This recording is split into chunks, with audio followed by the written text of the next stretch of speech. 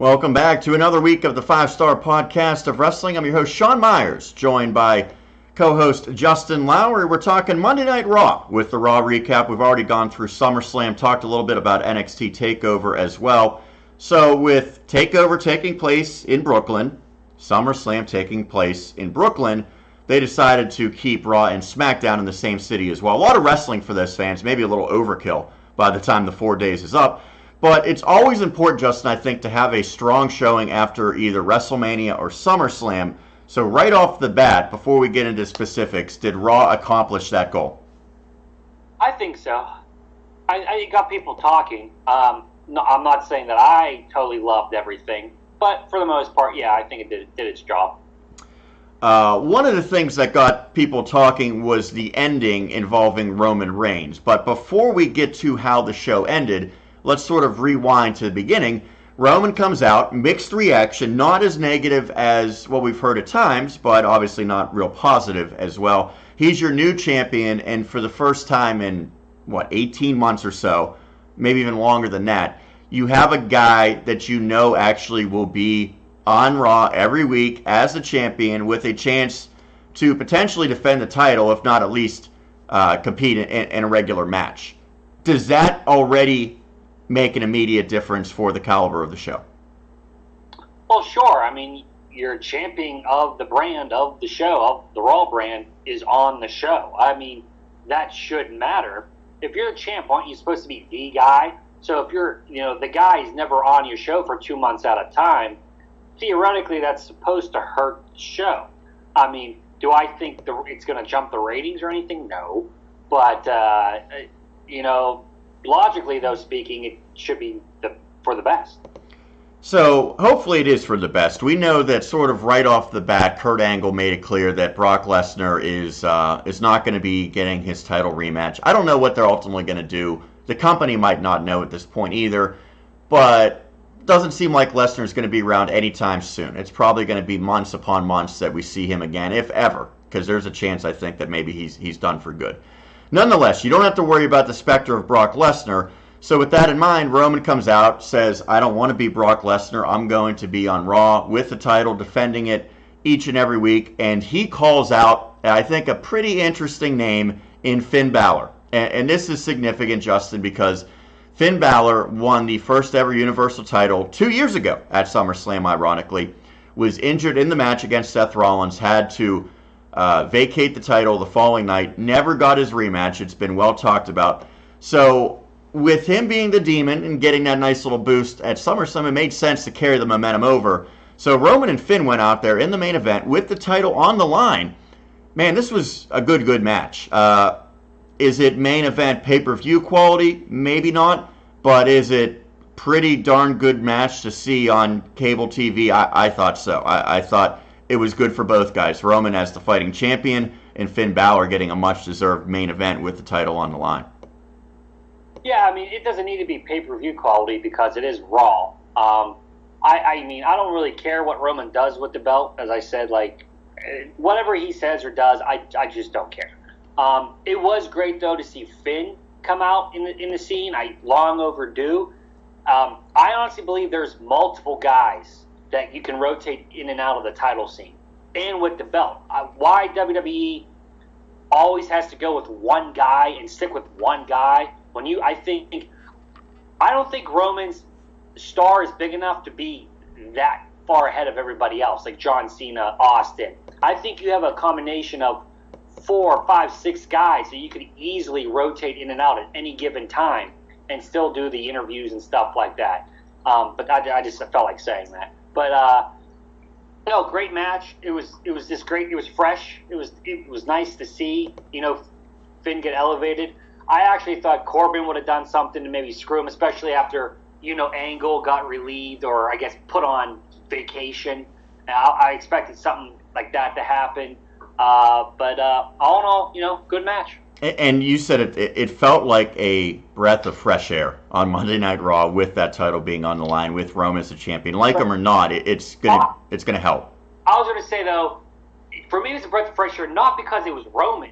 Roman had nothing because Roman's always in the title scene. It was that seeing Finn in the title scene was a fresh for me. Right, but I mean, regardless of who who challenges Roman, as long as it's not Brock Lesnar, it's going to be something new, you know? Right, and it's been so long since we've seen something like that, yes. So, Roman wins, not a surprise. I mean, I don't think people were expecting Finn to win the title from him one night into his reign. But what came afterwards was a surprise because, much like at SummerSlam, Braun Strowman came out with his Money in the Bank contract, since they don't like using the word briefcase. He comes out and tries to cash in on Roman Reigns after a hard-fought match. Again, he didn't want to do it from behind, but he was doing it on a weakened champion, so the logic is sort of lost upon me. Nonetheless, Strowman's about to cash in until we hear the music of the Shield. So Dean Ambrose and Seth Rollins, who were already on earlier tonight, come out. They help Roman Reigns fend off the challenge from Braun Strowman. Now, to clarify, despite Strowman handing over the briefcase and JoJo making the announcement, they never rang the bell, so the match actually did not count. And as a result, I assume that Strowman just gets that contract back, whatever. So they can continue that. But the fact that the Shield reunited to take out Braun Strowman, well, now the question is, where do they go from here? The Shield came across as a heel faction in this, although I don't think they will be presented as such regularly. They definitely have to be seen as, you know, the antagonists in this, right? I would assume. I think I tweeted that out at the end. I was just confused by it. I was like, oh, this is confusing to me. Roman's supposed to be a face, right? Even if it's face on face, I have no problem with face versus face. But the Shield come out to triple team a guy who's supposed to be a face, and WWE still loves to do that face heel dynamic a lot. I'm like, okay, well, who am I supposed to cheer for here? You know, I don't get it, honestly. And honestly, I don't like the Shield reunion. And I know I'm probably going to get blasted for it because everyone's like, "Yay, Shield!" I like the idea of the reunion. I think you need to make it purposeful and not just. Well, I thought when they threw him back together right before Ambrose got hurt that it was just it was half-hearted. They do it just to do it. Like, there's right? no Yes, that's my. I'm all for the Shield at some point, but I think they needed to make it purposeful. Right. And they haven't been broken up for so long. Like I just. This is what, the third reunion, or there's been mini reunions, and why out of nowhere is Seth and Dean like, yep, we're coming up and helping Roman right now? Like, where were you for Brock then? I mean, I know Dean was, hurt, but like it's just like, yep, we're in our, Shield gear, here we go. And also makes me think how stupid Roman looks because he looks the same that he did 6 years ago when he was in the Shield. At least these guys change their look. With the same music too, it made no sense. And the crowd popped, which you're always going to get the pop. But where is this going to? Like, are we going to see? See, to me, that's a good thing because that makes us want to watch Raw to find out. Maybe we won't like the answer, but I think it's going to make us tune in. And okay, Rollins now the IC champ, so now the Shield has the two biggest titles on Raw.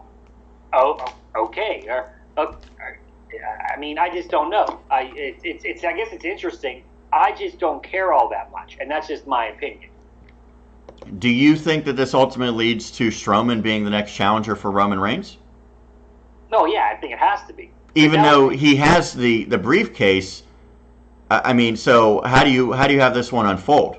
Do you have him use the briefcase to make the match, or do you? Could he use the briefcase to make a match in Hell in the Cell so that the other two members can't be involved, and that's how he does his cash in per se? Like, he has to do it like that, maybe. I mean, because Roman's in his character, and so far they're doing it right.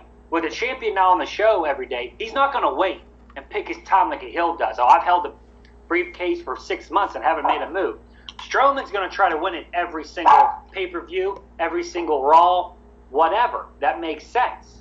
So I guess if the Shield's going to keep stopping him from doing that, but then doesn't that make Roman, who's supposed to be the face, kind of sleazy? Like, I'm avoiding you. I can't beat you one-on-one. But isn't that what we want with Roman? I'm saying sure, but they haven't portrayed him to be that guy.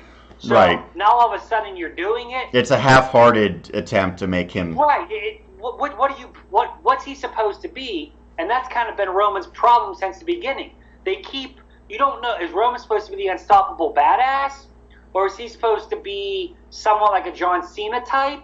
Because he'll also cut promos. He seems more like a Cena type recently to me. But like he'll cut he'll 1 week on Raw he's kind of promo like he's Steve Austin, and he'll throw in a swear word just to get the crowd pumping. I'm gonna beat you up, and then the next week he's talking about I'm here, I'm for the people, the Roman Empire. Which one are you? You can't be both.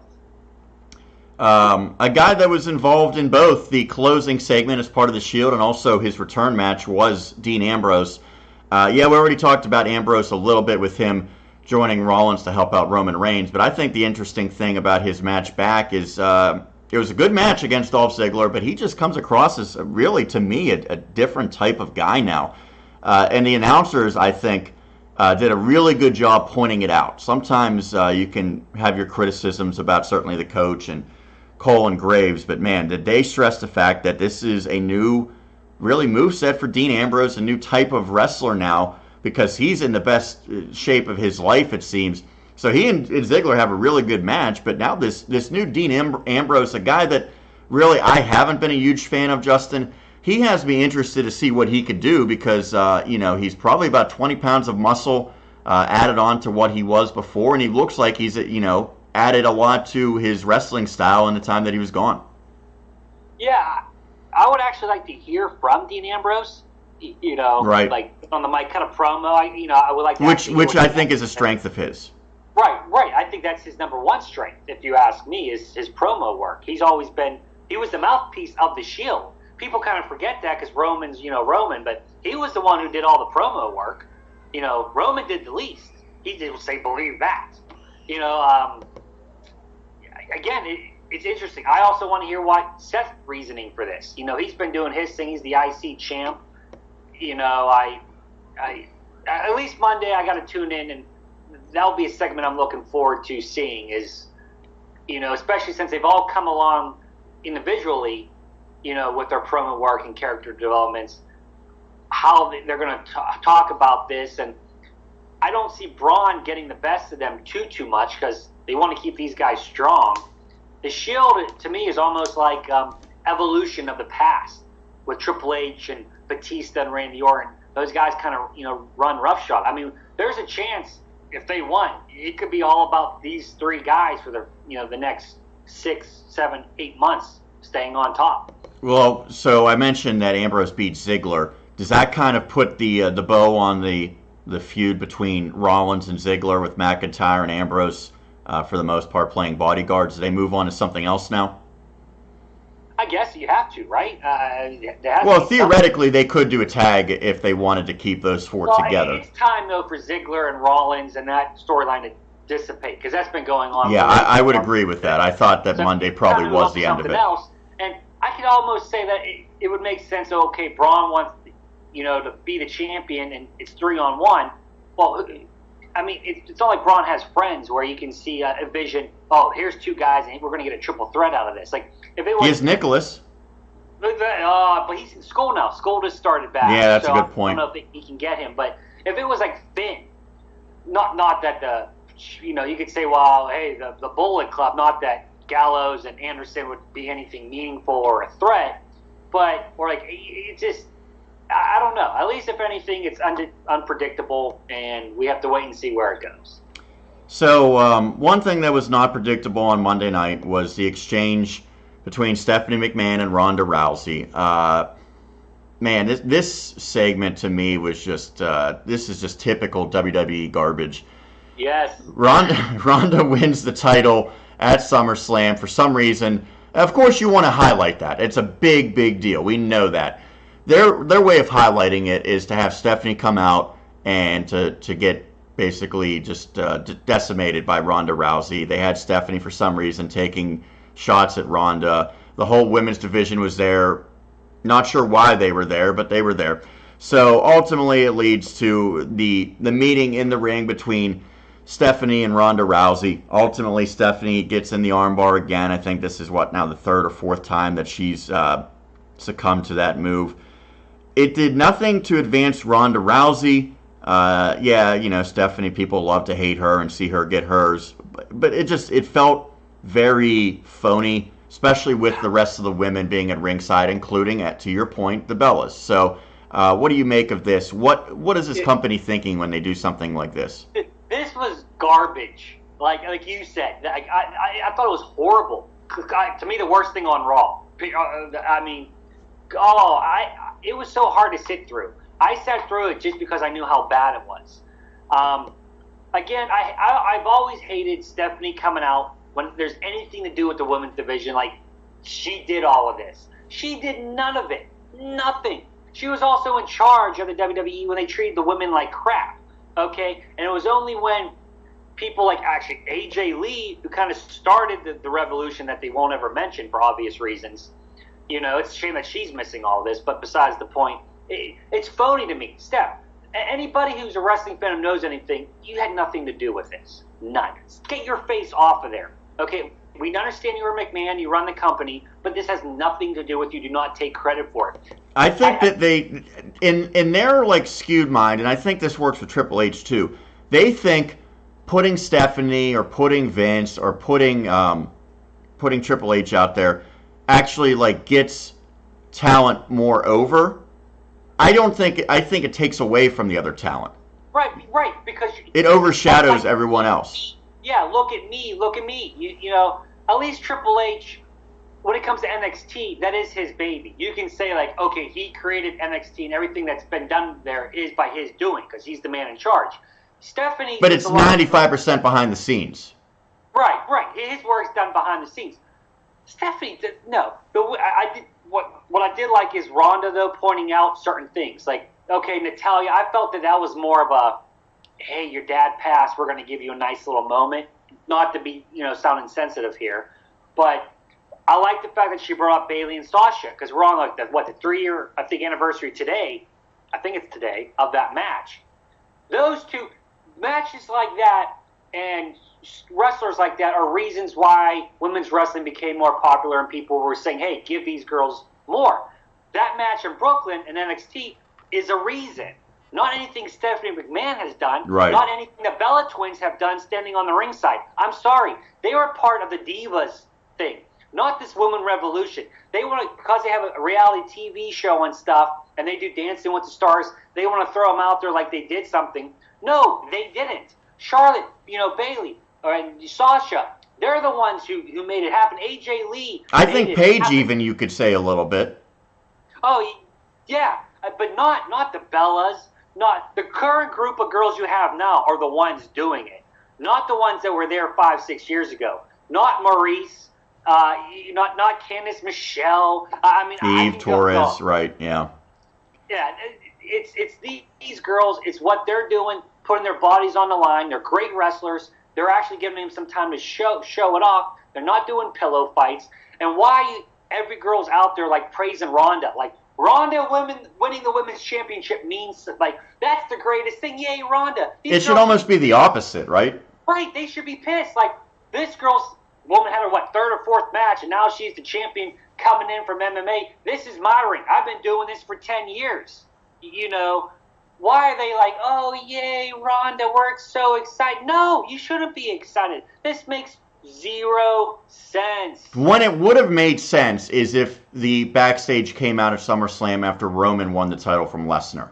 Because that would make more sense to bring the title back to the company. Yes. This doesn't really make sense. It's sort of putting it on an outsider, and they just don't know how to make women any more interesting. It felt like Ronda's supposed to be like a badass, right? And she came off like really one of the popular girls to like her, play with her in school or whatever. Like, I'm here to let you know I love all you guys. Right. I respect every single one of you girls out here. You and you and you. I love you all. I don't want that from Ronda Rousey either. I don't want that from any of the female wrestlers. It's wrestling. You're not supposed to be there to be like, let's hug and kiss. That makes no sense. Right.